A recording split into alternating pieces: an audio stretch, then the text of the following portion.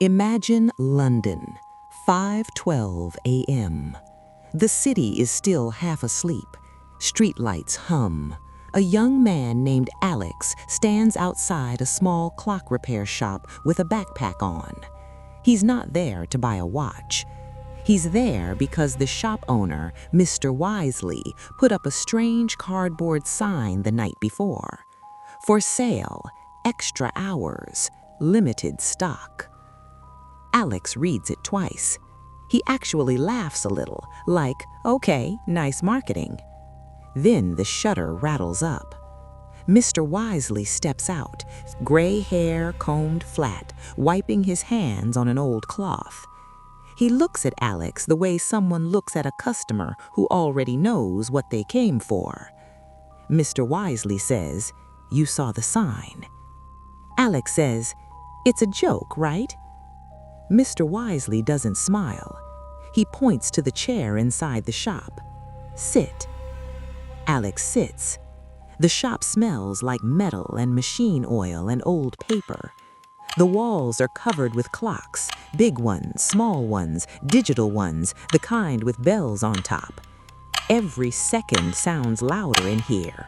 Tick, tick, tick. Mr. Wisely opens a drawer and takes out a small wooden box. He places it on the counter like it weighs something. Alex leans forward. His brain says, "This is ridiculous," but his fingers still inch closer. Mr. Wisely says, "I sell what people waste." Alex frowns. What does that mean? Mr. Wisely flips open the box. Inside are glass vials, like tiny perfume bottles, each filled with something that looks like pale light. Each one has a label written in neat handwriting. Monday, 6 to 7 a.m. Wednesday, 9 to 10 p.m. Saturday, 2 to 3 p.m. Alex's mouth opens, then closes. He thinks, no way. Then he thinks, what if? Mr. Wisely says, everyone gets the same 24 hours, but not everyone uses them. The unused ones don't disappear, they leak. Alex whispers, and you collect them? Mr. Wisely nods, from people who don't notice them slipping away. Alex's throat goes dry. He forces a laugh. So what, if I buy one, I get an extra hour? Mr. Wisely says, you don't get it, you borrow it. He pauses just long enough for the ticking to feel like a warning.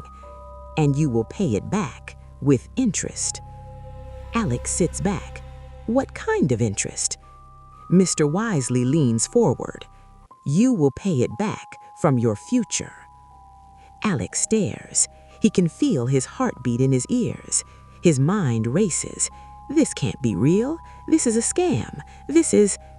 Then Mr. Wisely says quietly, what are you chasing? That question lands harder than it should. Alex swallows. I have an exam, a job interview next month. I'm behind. Everyone else is ahead. I need time.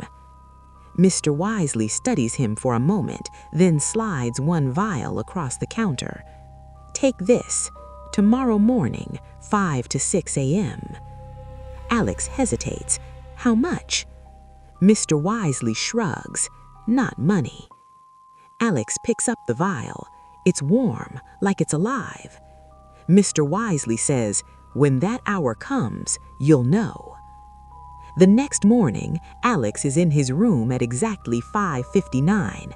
Laptop open, notes ready, water bottle filled. He sits there, waiting like someone expecting a storm. At 5 a.m., something shifts. The air feels still. The world outside is silent in a way he's never noticed before. Even his phone looks dull, like it forgot how to tempt him. Alex blinks. He looks at the clock. 5 a.m. He looks down at his notes, and for the first time in months, his brain stops buzzing. No urge to scroll. No sudden, I'll start after 5 minutes. No craving to check messages. Just focus. He starts reading, then writing, then solving problems. Minutes pass like clean water, no leaks, no spills. At 5:58, he looks up, shocked. He thinks, I did more in 1 hour than I do in 3. At 6 a.m., the feeling snaps back to normal. The world returns, notifications feel louder again. Laziness knocks like an old friend, but Alex is smiling. He whispers, this is it. This is what I needed. That evening, he goes back to the shop. Mr. Wisely is already waiting, like he knew. He puts the empty vial on the counter like a trophy. He says, I want more. Mr. Wisely doesn't move. How many? Alex breathes in. 2 hours a day. Mr. Wisely tilts his head. For how long? Alex says, a month. The shop feels colder. Mr. Wisely opens the drawer again. More vials, more labels, more glowing light. Alex's eyes shine. Mr. Wisely says, before I sell, you must answer one thing. He leans in. Will you spend those hours like a builder or like a thief? Alex frowns. What? Mr. Wisely says, builders use time to create results that last. Skills, health, work, relationships. Thieves steal time to feel good now and suffer later. Alex scoffs. Of course, I'll build. Mr. Wisely holds his gaze. No, don't say obviously. Time doesn't care about what you meant, only what you did. A pause. The ticking gets louder again. Alex's confidence wobbles for the first time. Then he nods. I'll build. Mr. Wisely slides the vials across. For the next month, Alex becomes unstoppable. He wakes early, studies with precision, practices interview questions, works out, plans his day the night before. His friends message him, Bro, where did you disappear to? He replies less, not because he hates them, because he finally respects his own hours. His exam results improve. His interview goes well. On the day he gets his offer letter, he runs straight to the clock shop. It's pouring outside. He doesn't even care. He pushes the door open, breathless. Mr. Wisely, he says, waving the paper. It worked. Mr. Wisely looks at the offer letter and nods once, like he expected it. Then he asks, and the payment? Alex blinks. Payment? Mr. Wisely points to a mirror hanging behind the counter. Alex turns toward it and freezes. For just 1 second, he sees himself older. Not dramatically, not like a horror movie, just tired eyes, a faint line on the forehead that wasn't there yesterday, a heaviness in the shoulders. Alex steps closer to the mirror, heart pounding. Then the reflection returns to normal. He turns back, voice tight. What was that? Mr. Wisely says softly, interest. Alex whispers, you said future.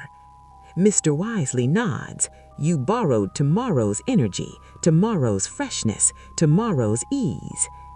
Alex's hands tremble. He grips the counter. So what happens now? Mr. Wisely says, now you decide if you want to keep borrowing or learn the harder skill. Alex swallows. What skill? Mr. Wisely taps the counter once, using the hours you already have.